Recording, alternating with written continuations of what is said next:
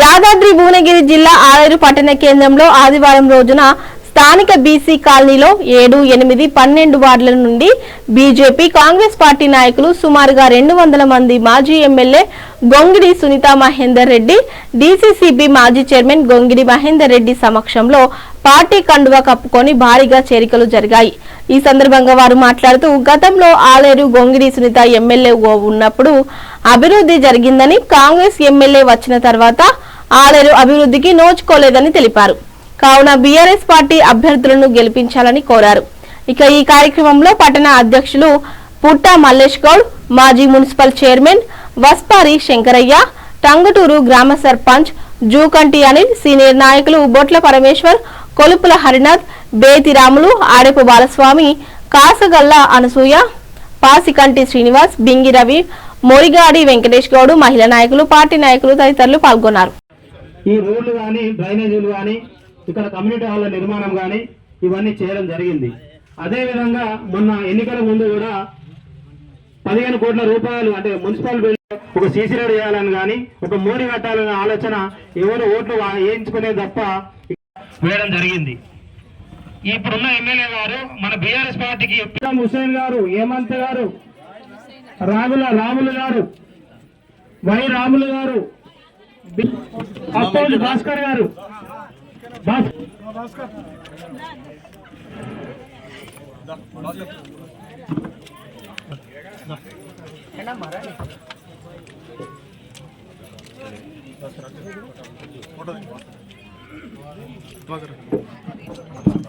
जुड़े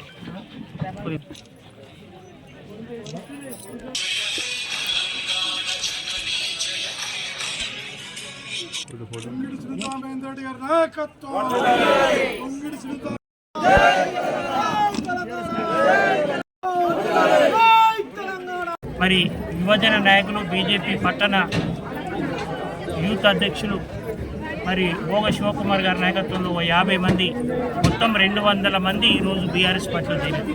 ఇక వలసలు చాలా ఉంటాయి. అందరు కూడా ఒకటే చెప్తున్నారు, సారే రావాలి, కేసీఆరే రావాలని. మళ్ళీ సారే రావాలి, కేసీఆర్ రావాలనేటువంటి నినాదం మీద మేమందరం కూడా వచ్చినాం. మరి అనేది కూడా వారు అదే చెప్పారు.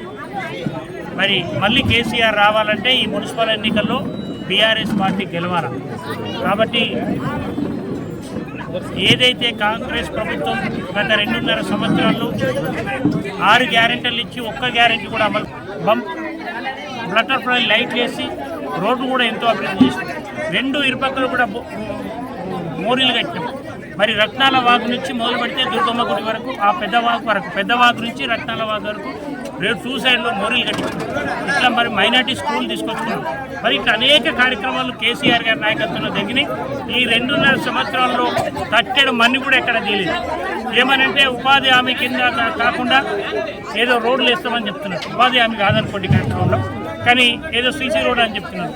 దాదాపు 3-4 కోట్ల రూపాయలు సీసీ రోడ్లు వేయడం జరిగింది కేసీఆర్ పాలన.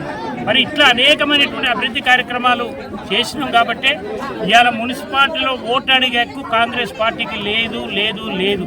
ఇది ఏమని అడిగితే బీఆర్ఎస్ పార్టీ అడగాల. బీఆర్ఎస్ పార్టీకే అధికారం ఉంది. ఎందుకంటే అభివృద్ధి కోట్లాది రూపాయల అభివృద్ధి కార్యక్రమాలు చేసినటువంటి పార్టీ బీఆర్ఎస్ పార్టీ. కాబట్టి ఈరోజు బీఆర్ఎస్ పార్టీకే అధికారం ఉంది.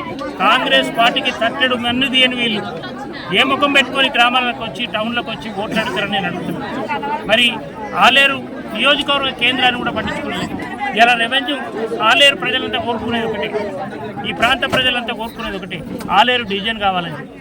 కేసీఆర్ గారి ప్రభుత్వంలో ఎమ్మెల్యే సునీత గారు ఉన్నప్పుడు మరి దాని ప్రపోజల్స్ ఖచ్చితంగా కావాలని చెప్పి ముఖ్యమంత్రి గారికి చెప్తే ముఖ్యమంత్రి గారు ఆదేశించారు. కలెక్టర్కు మరి సిఎస్ చీఫ్ సెక్రటరీ పంపిస్తే వారు ఆది చీఫ్ సెక్రటరీకి నాడు అనితారామచంద్ర కలెక్టర్గా ఇచ్చిన రిపోర్ట్ ప్రకారం మరి ఇవ్వాలని చెప్పి మేము డిమాండ్ చేస్తున్నాం. ఈరోజు ఆలేరు పట్టణ ప్రజలందరికీ కూడా 10 సంవత్సరాల్లో జరిగిన అభివృద్ధి ఎంత, ఈ 2.5 సంవత్సరాల అభివృద్ధి ఏందనేది ఆలోచించమని ఆలేరు మున్సిపల్ ప్రజలను అడుగుతున్నాం. మరి బాగా ఆలోచన చేసి మరి ఓటేయాలి, కారు గుర్తు కోటేసి కేసీఆర్ గారికి కానుకగా వేయాలని చెప్పి ఈ సందర్భంగా కోరుతున్నాం.